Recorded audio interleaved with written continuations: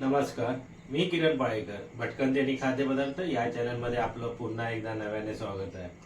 तर आज आहे महाशिवरात्री. तर महाशिवरात्री निमित्त काय बनवायचं, तर उपवासासाठी आपण तुम्हाला दाखवणार आहोत वरीचा भात, सोलकढी आणि बटाट्याची भाजी. तर त्याची साहित्य आणि कृती काय आहे ते तुम्हाला आम्ही थोड्याच वेळात दाखवतो.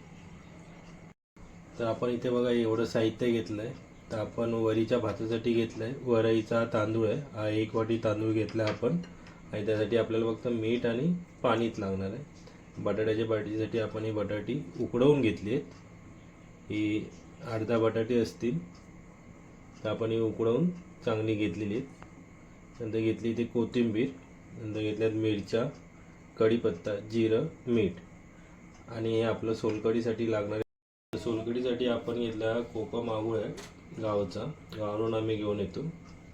आणि इथे आपण घेतलं आहे खोबरं आणि मिरची आणि मीठ.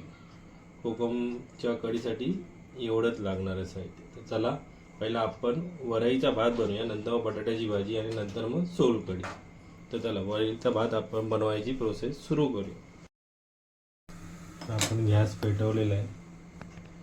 तर आपण 1 वाटी वरईच्या तांदळासाठी एवढं 1 ग्लास पाणी घेतलेलं आहे. तर आपण हे पहिलं उकळून घ्यायचं आहे.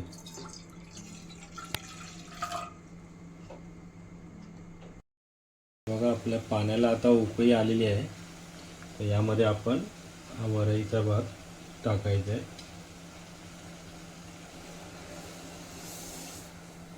आणि याला थोडं ढवळून घ्यायचं आहे.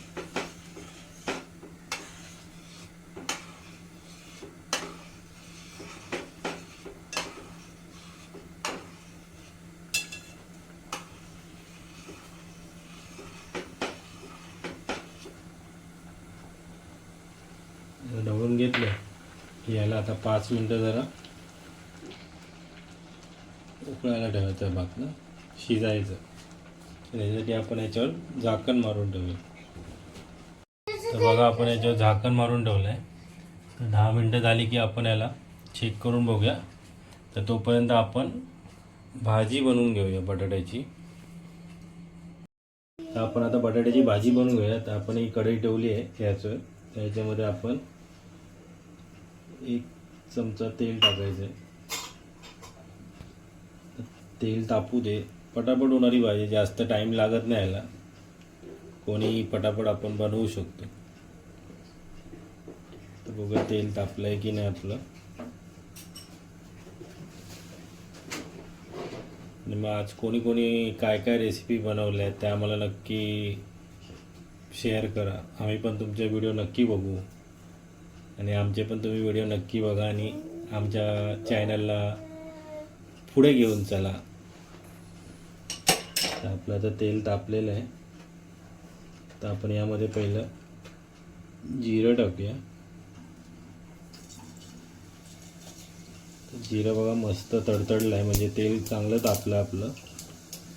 नंतर टाकणार आहे आपण कढीपत्ता.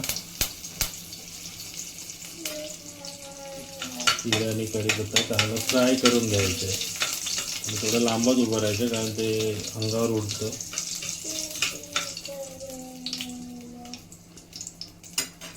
आपलं जिरं आणि कढीपत्ता फ्राय झालेला आहे.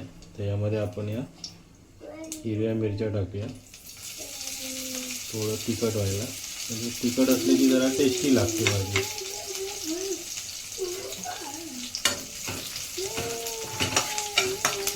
थोडं आपण मिरच्या पण फ्राय करून घेऊ.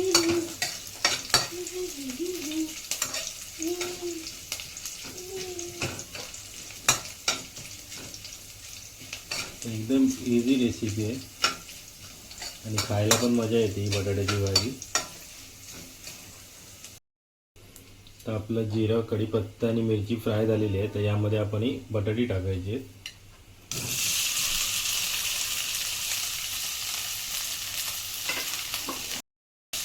तर आपण थोडं मिक्स करून घेऊया आणि थोडंसं मीठ टाकूया चवीनुसार.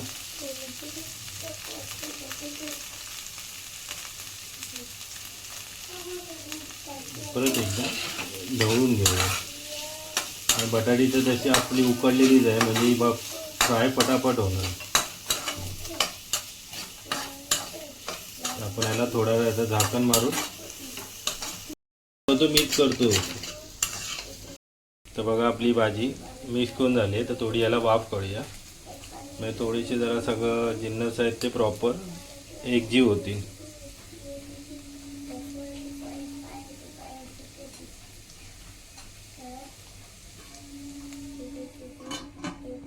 आणि थोडं 5 मिनटं याला बघूया. आपली आता भाजी होईपर्यंत आपला भात आपण इकडे शिजवायला ठेवलेला. तर बघूया आपण झाकण काढून रेडी झालं आहे का. बघा कसा मस्त झाला ना फलफलीत. तर आपला भात रेडी झाला आहे. तर आता आपली भाजी पण थोड्याने रेडी होईल.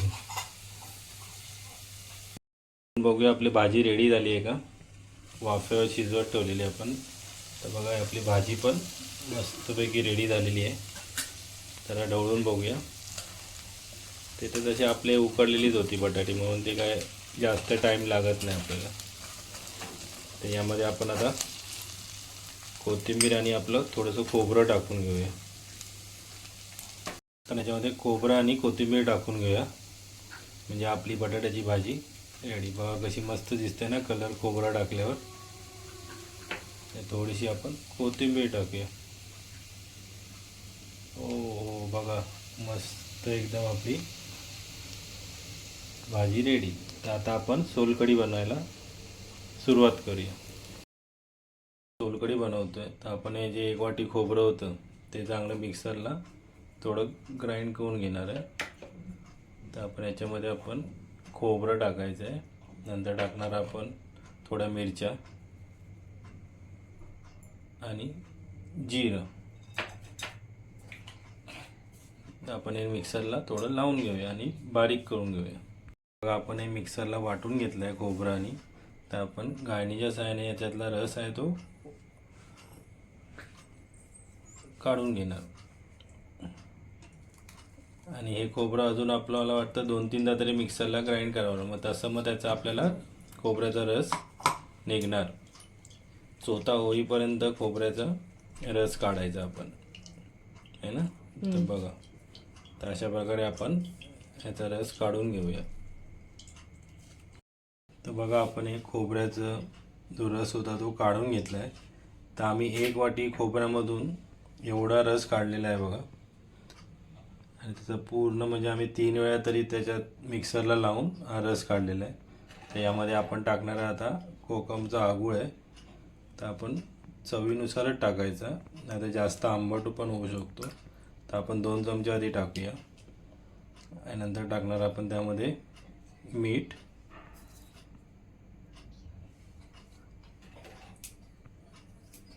थोडी कोथिंबीर आणि मिरची.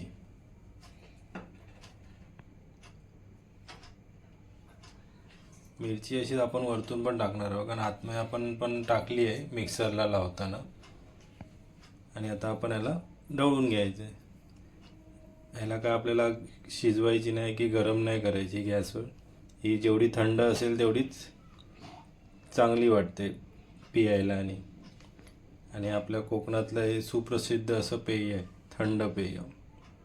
याने सगळं म्हणजे ॲसिडिटी जिरतं सगळं जेवण, जेवढं आपण जेवढं आहे ना. Special recipe. तर त्याला आपले बघा सगळे उपवासाचे पदार्थ रेडी झाले आहेत. तर आपण ते एका सर्विंग बाउलमध्ये डिश रेडी करूया. तर बघा आपल्या तिन्ही रेसिपी रेडी झाल्या आहेत आजच्या स्पेशल अशा महाशिवरात्रीच्या उपवासाच्या रेसिपी.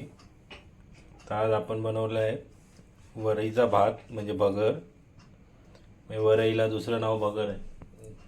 तर त्याचा भात बनवला आपण. नंतर बटाट्याची भाजी बनवली आणि कोकमची सोलकढी. मस्त असं उपवासाचं जेवण. तर कसं वाटलं कियांश तुला? छान आहे. कियांशला झोप आली आहे ना. तर तुम्ही पण या आमच्या बरोबर जेवायला. आणि आमची रेसिपी तुम्हाला आवडली असेल तर नक्की घरी ट्राय करून बघा. आणि आमच्या भटकंती खाद्यपदार्थ या चॅनलला लाईक, शेअर आणि सबस्क्राईब करायला विसरू नका, जेणेकरून तुम्हाला अशाच नवनवीन रेसिपी पाहायला भेटतील. भेटूया पुन्हा एकदा नव्या रेसिपीसोबत. तोपर्यंत धन्यवाद आणि गुड नाईट.